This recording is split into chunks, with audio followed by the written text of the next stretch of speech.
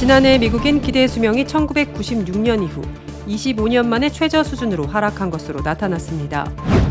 미국에서 마약성 진통제인 펜타닐 과다 복용에 따른 사망자가 급증하는 가운데 연방정부가 모든 미국인이 복용하고도 남을 양의 펜타닐을 압수했습니다. 내년 미국 경제가 침체에 빠질 수 있다는 우려가 고조되는 가운데 경기 후퇴 가능성이 70%로 높아졌다고 보는 시장 설문조사 결과가 나왔습니다. 남침내회 SBC의 국제선교부가 2021에서 2022 로팀은 성탄절 헌금으로 2억 300만 불을 받았다고 베프티스트 프레스를 통해 보도했습니다. 미국인 4명 중 3명이 성탄절의 진정한 의미를 잊었다는 데 동의하며 5명 중 2명은 강하게 동의한다는 여론조사 결과가 발표됐습니다.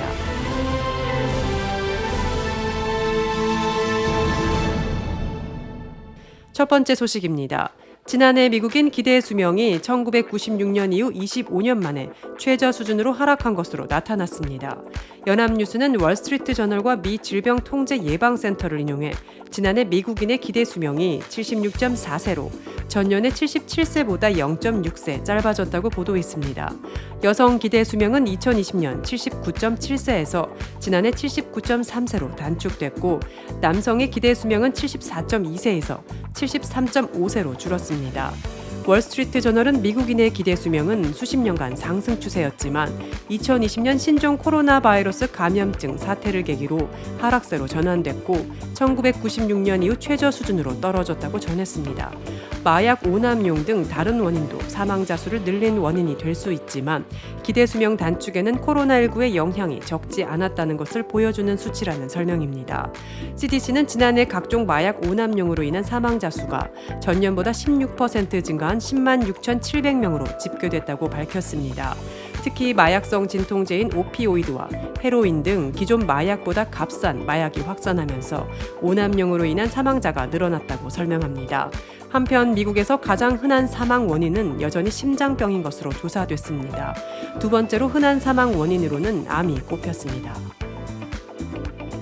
미국에서 마약성 진통제인 펜타닐 과다 복용에 따른 사망자가 급증하는 가운데 연방정부가 모든 미국인이 복용하고도 남을 양의 펜타닐을 압수했습니다.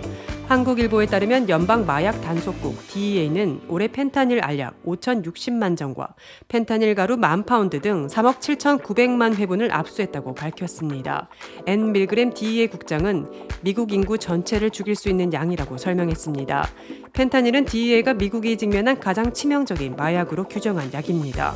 인공으로 만든 마약성 진통제 오피오이드로 중독성이 강하며 헤로인보다 50배 이상 독성이 있어 연필의 뾰족한 부분에 올릴 정도의 양인 2mg만으로도 사람을 죽일 수 있습니다.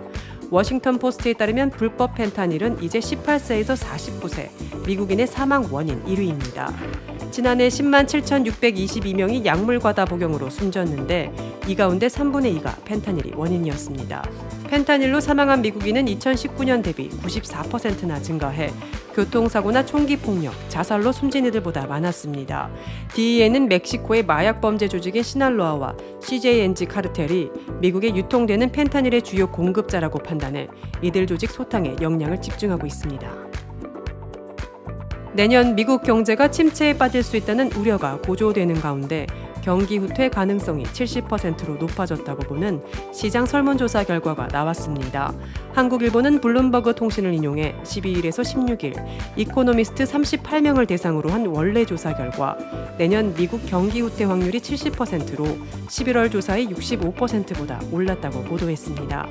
이 조사에서 나오는 경기 후퇴 가능성은 최근 매달 상승하고 있으며 6월 조사 당시의 30%에 비하면 2배 이상으로 뛰었습니다. 또 내년 미국 국내 총생산 성장률 전망치는 0.3%에 불과했습니다. 월스트리트저널이 최근 이코노미스트들을 대상으로 실시한 설문조사에서도 내년 경기 후퇴 가능성이 63%를 기록, 7월에 49%보다 올라갔습니다.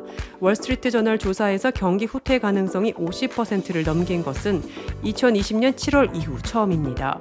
이러한 시장 분위기는 인플레이션이 여전히 강한 상황에서 연방준비제도가 이번 달 기준금리를 0.5%포인트 인상해 4.25에서 4.5%로 끌어올리면서 매파적 통화 긴축 선호 입장을 고수한 데 따른 것으로 보입니다. 코메리카 은행 수석 이코노미스트인 빌 애덤스는 금리 인상과 높은 인플레이션, 재정 부양책 종료, 수출 둔화 등에 따라 미 경제가 큰 역풍에 직면해 있다면서 기업이 재고 확대나 채용에 신중해지고 있으며 건설이나 설비 투자를 미룰 것이라고 내다봤습니다. 다만 월스트리트저널은 기업 규모에 따라 내년 미국 경제에 대한 전망에서 온도차를 보이고 있다고 전했습니다. 남침례회 SBC의 국제선교부가 2021에서 2022 로팀은 성탄절 헌금으로 2억 300만 불을 받았다고 베프티스트 프레스를 통해 보도했습니다. 미 남침례회 국제선교부에서 은퇴한 윤덕환 선교사의 기도길보 기고문에 따르면 이는 177년의 IMB 선교부 역사상 최대 금액으로 목표액을 무려 2,500만 불이나 상회하는 금액이라고 합니다. 윤 선교사는 올해의 헌금은 약 500명의 새 선교사들을 더 파송할 수 있는 선교 후원금을 받은 셈이라고 밝혔습니다. 2021년 내슈빌에 있는 SBC 상임위원회는 2025년까지 IMB의 선교사 수를 500명 더 늘려 4,200명의 풀타임 해외 선교사를 갖도록 목표를 세웠습니다. 하지만 팬데믹을 3년째 맞는 교회들의 재정 사정은 매우 어려운 형편입니다. 윤 선교사는 이러한 상황에도 불구하고 기도와 헌신적인 참여로 선교 자금을 확보했다며 IMB 총재인 폴 치구드 박사는 약 1,100명의 선교사 지원자가 있다고 했으며 하나님의 은혜와 축복으로 선교의 장막의 털을 넓히는 기쁜 소식이라고 전했습니다. 로팀은 성탄절 헌금은 남침례회의 약 5만 개의 교회가 로팀은 선교사를 기념하며 참여하는 성탄절 선교 헌금입니다. 로티문은 독신 여성 선교사로 1890년대 말부터 1900년대 초까지 39년간 중국 산동성에서 전도하면서 가르쳤으며 약 1,000여 명에게 침례를 주었습니다. 그녀는 미국 내 교회에 선교 편지를 보내 더 많은 선교사 파송을 요청했습니다. 편지를 받은 여선교 회원들이 양말 속에 푼돈을 모아 3명의 선교사를 더 파송할 수 있었던 것이 선교 헌금으로 이어졌습니다. 미국인 4명 중 3명이 성탄절의 진정한 의미를 잊었다는데 동의하며 5명 중 2명은 강하게 동의한다는 여론조사 결과가 발표됐습니다. 미국 남침례회 교단지인 베프티스트 프레스는 시장 여론조사 기업인 입소스가 이달 9일부터 11일까지 미국 성인 1,023명을 대상으로 실시한 온라인 여론조사를 보도했습니다. 그 결과 사람들이 성탄절의 진정한 의미를 잊었다고 답한 전체 미국인은 75%였으며 그중 42%는 강하게 동의, 33%는 어느 정도 동의한다고 답했습니다.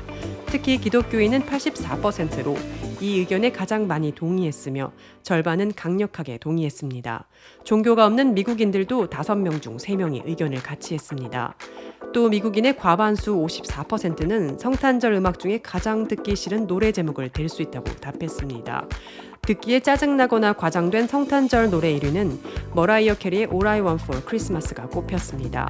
2위는 징글벨스, 3위는 Grandma Got Run Over by Reindeer였습니다. 지난 2017년 퓨 리서치 연구에 따르면 대부분의 응답자는 미국인들이 크리스마스의 종교적 측면을 덜 강조한다고 믿는 것으로 나타났습니다. 2017년 당시 미국인의 55%는 성탄절을 종교적인 휴일로 기념할 계획이라고 답했으며 그중 46%는 성탄절이 문화적인 휴일이기보다는 종교적인 휴일이라고 말했습니다. 반면 9%는 예수의 탄생일이 종교적인 동시에 문화적인 휴일이라고 인식했습니다.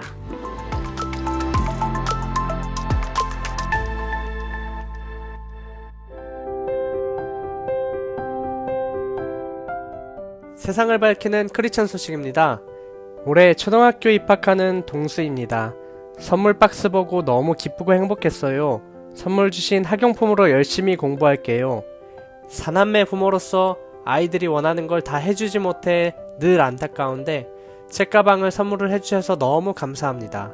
부산 수영로 교회와 초록우산 어린이재단은 매년 초등학교 입학할 때 필요한 책가방과 학용품을 선물합니다. 이른바 위드유 착한 책가방 사역입니다. 이 사역을 담당하는 김도림 목사는 형편이 어려운 분들에게는 자녀의 초등학교 입학을 준비하는 것도 부담스럽다면서 올해도 성도들과 함께 책가방을 준비한다고 말했습니다. 책가방 안에는 색연필, 사인펜, 크레파스 색종이, 미니 빗자루, 스케치북 등 학교에서 필요한 학용품이 들어갑니다. 주로 부산에 사는 한부모 가정, 조손 가정, 다문화 가정, 보육시설의 아이들에게 전달됩니다.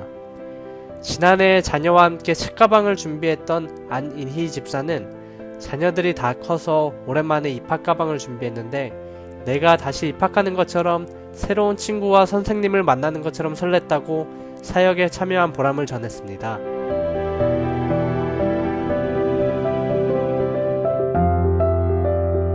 크리스천에게 뉴스는 기도 제목이 됩니다. 오늘의 뉴스를 통해 보는 기도 제목입니다.